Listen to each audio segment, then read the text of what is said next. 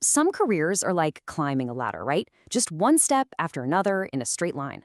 But others, they're more like a web, connecting all these different experiences into a really unique and powerful story of leadership. Today, we're going to dive into one of those stories, the remarkable career of Leroy Roger Wandahsega. So, let's actually start near the end of a chapter with this diploma right here. In May of 2023, Leroy earned a Master of Science in Administration. Now, that's a huge achievement all on its own, for sure, but the real weight of it, what makes it so significant, comes from the decades of incredible experience that led him to this very moment. To really get the full picture here, we can't just focus on the degrees. We've got to go way back to the very beginning, to see how a community and a career were literally built from the ground up. All right, so our story really kicks off in the early 1990s. And the focus back then wasn't on theory or textbooks. Nope, it was about tangible, essential work, building a community and all its infrastructure within the Hannahville Indian community. This slide shows you something fascinating about Leroy's career. It wasn't just stuck in the boardroom.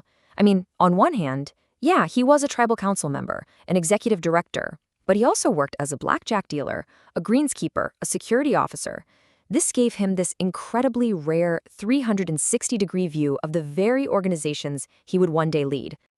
To really get a sense of the scale of his work, you gotta know where things started.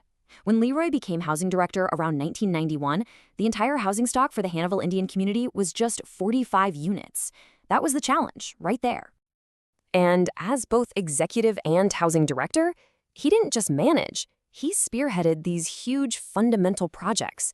We're talking about putting in streetlights, creating maintenance programs from scratch, negotiating a contract to bring in natural gas, and building the community's first water tower and wastewater lagoon. I mean, these are the absolute building blocks of a modern community. And the impact? Well, it's crystal clear. By 1998, after years of just grinding it out, getting grants, focusing on development, building infrastructure, the community's housing stock had almost doubled to 85 units. That's a direct, measurable result of that leadership. But listen, building a community takes more than just houses, right? It needs a strong economic engine. So at the same time he was developing all that infrastructure, Leroy was also a central figure in shaping the tribe's business and gaming operations. His leadership roles were just extensive. I mean, from being the casino board chairman to representing the tribe in the crucial 1993 tribal state compact negotiations, he was right in the thick of it. He chaired the Financing and Building Authority and was absolutely instrumental in projects like developing the Island Resort and Casino's RV park, which really expanded the community's economic footprint. And he wasn't just managing things as they were, he was innovating. This little note here gives us a peek into his philosophy.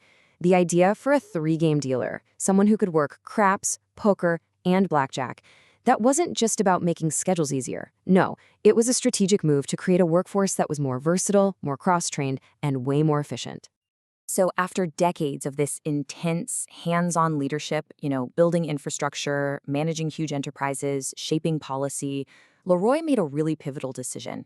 He decided to formally codify all that experience through higher education. And he went all in. In 2019, he earns his Bachelor of Science, graduating cum laude, no less. Then he just kept going, which all culminated in that Master of Science in Administration in 2023. It's just an incredible commitment. And when you look at his academic record, it's so clear this wasn't just about getting a piece of paper.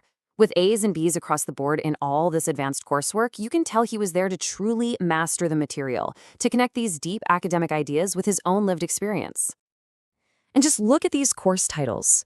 They read like a greatest hits of his career challenges, right? Financial analysis, planning and control, organizational dynamics, strategic planning. This wasn't some abstract exercise. This was him putting academic language and advanced theory to decades of practical, real-world leadership.